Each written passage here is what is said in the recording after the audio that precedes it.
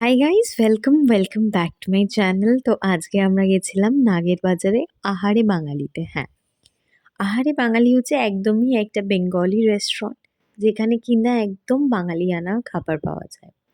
আমি এমনিতেও বাঙালিয়ানা খেতে খুবই পছন্দ করি, তাই জন্য আমি ভাবলাম যে একটু মা আর দিদাকে নিয়ে চলে যাই একটু বাঙালিয়ানা খেতে। তো আমি অর্ডার করেছিলাম এখানে মাটন থালি, আর তার সাথে ছিল একটা কাতলার থালি। মাটন থালিটার প্রাইস পড়েছিল 249। এখন এই থালিটার প্রাইস বেড়ে হয়েছে 429। আর এখানে যে ফিশ থালিটা অর্ডার দিয়েছিলাম সেটা হচ্ছে কাতলা থালি।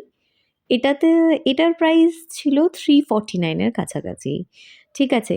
তোমরা কারা আছো যারা আমার মতোই পাঁপড় দেখলে লোভ সামলাতে পারো না, তারা কিন্তু নিচে কমেন্ট করতে একদমই ভুলো না। আর দেখো এখানে কি পাওয়া যাচ্ছে থালিটায়। থালিটাতে ছিল ডাল, আলু ভাজা, আলু পোস্ত, তার সাথে একটা খুবই সুন্দর মাটন কারি, যেই মাটন কারিটা আমার মনটাকে জিতে নিয়েছে।